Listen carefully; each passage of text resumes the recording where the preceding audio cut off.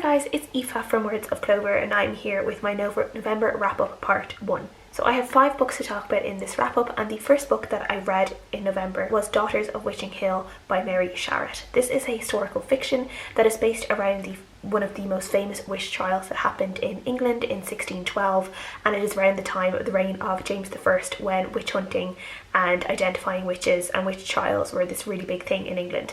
And this particular trial involved 2 different families, and we are basically following the lives of one particular family. The matriarch of the family, the grandmother, kind of the middle of her life, when we first meet her, she's about in her 40s or 50s, and she comes into her witchy powers late, and she learns how to help people in her town because of her powers, and she's treated quite well by the people for the different kind of tips and tricks and things that she does with these witchy powers that she has, which a lot of it comes down to just herbalism. I did enjoy this book. I liked it for the historical fiction aspect and this kind of really interesting story of how a lot of people lived at this time, these kind of more rural farming folk. There's also some really interesting conversation around the changing of the churches at the time. So the character who we are following, she's known as Demdike.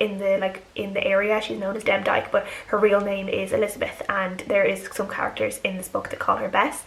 And we through her we find out herself as a Catholic, but because the church has changed so many times, she's not really sure anymore how she can worship, and how annoying and frustrating it is for her to have had the ways they are allowed to worship change so often. One of the things that this really shows as well is just the unfairness that were the witch trials. They were always unfair. They were always upon people who didn't really have much chance of defending themselves. They were guilty before they were really charged of anything. People just wanted scapegoats. They wanted people to blame for certain things, and for a lot of it, particularly with this witch trial, a lot of it were these particular men in these areas who wanted to make a name for themselves in front of the king and wanted to impress the king. So we're just basically throwing these innocent people into the fire, sometimes literally. There's definitely a frustration as a reader reading this because it's just so unfair. The trials are so unfair. These people they really just don't have a chance. So I can't say that this is a particularly happy book. I did enjoy it. It wasn't absolutely amazing, but I think just for the time, the history of the time, I enjoyed just finding out how people lived, and yeah. So I gave this a 3 out of 5 stars. The next book I read was the first book I picked up for non-fiction November, and that is My Name is Selma by Selma van de Peer. This is a book that is a memoir about Selma's experience during World War II. She is originally Dutch, she's from the Netherlands, and she is also Jewish. So her family were persecuted during World War II and were victims of the Holocaust, and Selma lost a lot of her family, a lot of aunts, uncles, cousins, her sisters, her parents to the Holocaust, and a lot of them died in concentration camps. She herself worked for a while within the resistance in the Netherlands, and she was eventually under a false name. She was captured, was a prisoner of Ravensbrück concentration camp as well, so she also had a really difficult time in the concentration camp, but she was also in a weird way safe from the persecution that was handed down to Jewish prisoners because people thought that she wasn't Jewish. So her whole time in the concentration camp as well, she was fearful that her secret would come out and worse things would happen to her. This book, you can't not rate this book highly because it is this woman's experience of an extremely traumatic time in her life, and you could tell just the love that she had for her family in this book. She talked a little bit about how she grew up, what her parents were like, her brothers, her sister, and different aunts, uncles and cousins, and you could definitely tell how much she loved her family, and the sadness and the sorrow that she still held at the fact that their lives were so tragically cut short. And it was definitely sad to read, and my heart really went out to Selma. I think as well, she talks about her as she was an agent within the resistance under this false name as well. And I definitely think there's a real humbleness to her story as well, and she doesn't quite realise what an amazing person she is and the amazing things that she did, because so many people would have been afraid to do anything, and she still went out and did something, and to the cost that she ended up in this concentration camp as well.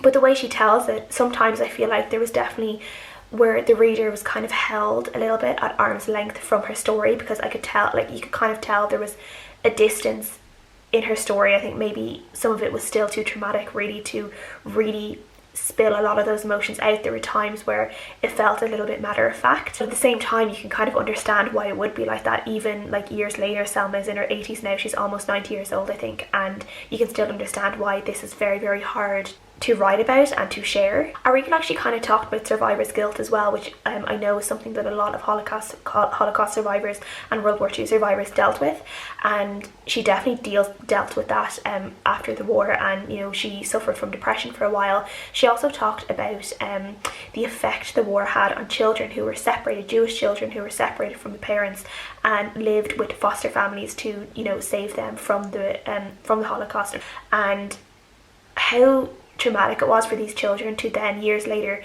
be separated from this family that they had like, they almost had no memory of their real family, and then they were suddenly separated from this family that they thought were theirs to go back to their real parents, and how traumatic that was for those children, how some of those children never really got over that, and how sometimes they were moving from like kind of like a wealthy-ish situation or a comfortable living situation to one of poverty, because their parents were obviously struggling to, you know, get their lives back in order after the events of World War II.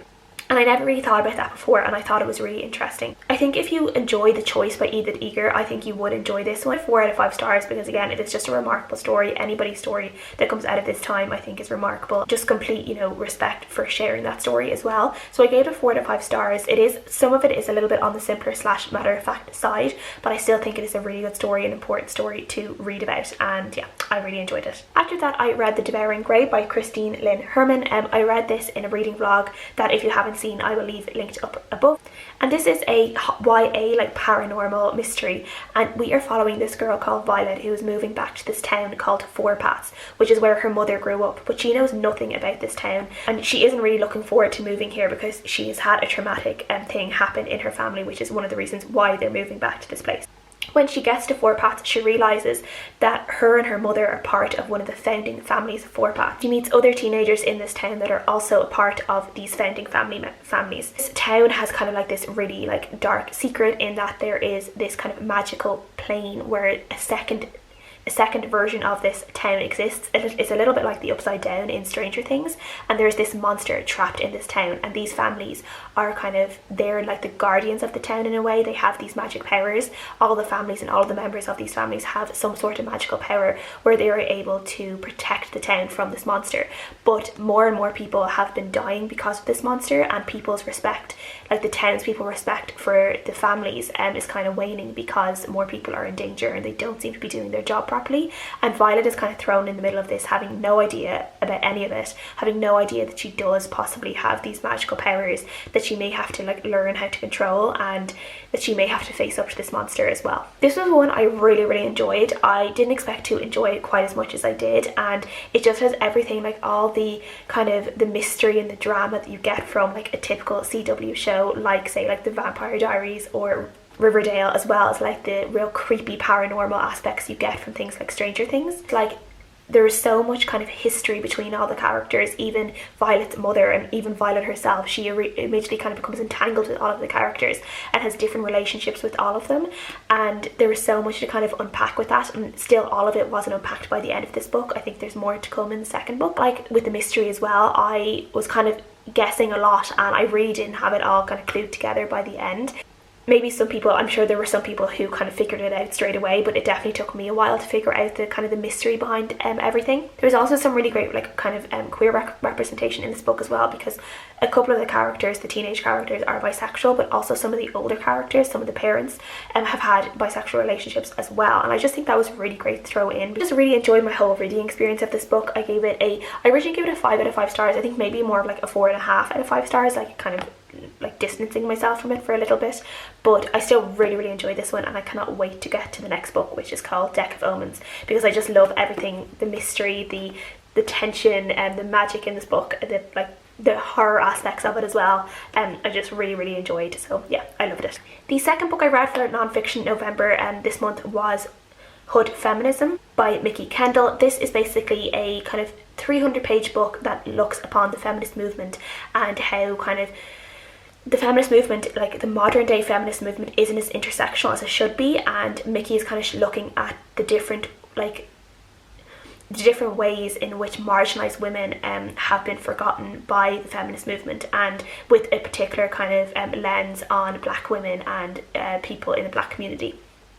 I really enjoyed this. It definitely gave me a lot to think about, and this is definitely very US centred, and obviously a lot of the things that Mickey talks about in terms of like systematic things within the US and structures within the government to within kind of the hood and within black communities, and how some of them being dismantled or changed can really affect these communities, and particularly women and women with children. It doesn't really apply to me not being a US citizen and like obviously living in Ireland, but I kind of took it upon, like while I was reading this, it made me think about things in Ireland and how things like the direct provision in Ireland definitely affects, like disproportionately affects probably women of colour and people like queer people of colour as well, people, non-binary people, trans people, and like how that can like affect these communities, and how, like, I mean, direct provision is something that needs to be changed anyway in Ireland, but definitely made me think of that, and really, you know, that will probably be on the forefront of my mind for a long time to come. It's just really interesting reading this book and just following the US presidential election, because this was obviously published in early 2020, and Mickey kind of talks a little bit about the 2016 presidential election, and she also kind of talks a little bit about Biden's campaign when he announced his campaign. And she also talks about voting and voters in particular communities, and it was just really interesting reading what she said about that, knowing how kind of particular communities came out in force for Biden and really turned the tide of the election this year. And it was just really great to kind of know that and seeing how she was thinking, talking about things, and particularly I guess like the black community and black women in particular, and how they have really like been a force for change this year with this election. And it goes to show, I think everything in this book is so important. So I did really enjoy this. If you haven't read it, or you are thinking of picking it up, I would definitely recommend to pick it up, because I think it is a really great book to just really make you think about things. Even though, as I said, it is US based, it is still really interesting for me. So yeah, I really enjoyed it. I gave it a 4 out of 5 stars. And unfortunately, I do have to end this wrap up on a little bit of a low note, because the next book I read I didn't really enjoy, and I was really disappointed by, because I really thought I was going to love it, and that was Black Sunday by Tola Rotimi Abraham. This is a book I got from my library, and it is a book that it is about this family who were growing up in Lagos, in Nigeria, in the 1990s. I think it starts around 1996. And in particular, we are following these twin sisters, and we are following them as kind of their family situation changes. There is kind of disputes between their parents, and eventually the siblings, these sisters and their 2 brothers, they're left with their grandmother, and they're kind of almost left to fend for themselves in a way. And from there we end up kind of, the chapters differ between the sisters and their brothers, and we kind of, it kind of skips, it's almost more like slices of life, because every chapter kind of almost flashes forward a few years. And I think this is one of the reasons maybe why I didn't like it as much, because I felt like it was almost like more like snapshots of their life, and I felt like I was missing a lot in between these, and I would have liked a more kind of flowing story. The timeline tended to kind of go all over the place, and I just didn't connect with the story as much as I wanted to. I did really find like kind of just general life for this family and for the siblings in Nigeria at this time, and how they struggled a lot. I did find that really, really interesting. I always love stories set in Nigeria, as I've said before. I don't think I particularly liked any of the characters, any of the siblings as well. I think there was one sister who I enjoyed more than the other siblings, but I just don't think they really kind of came out of their situation in a particularly positive light. And in a way, it's because they did what they had to do to survive, but at the same time, it wasn't particularly nice to read about either. So the book in itself was a little bit depressing in a way.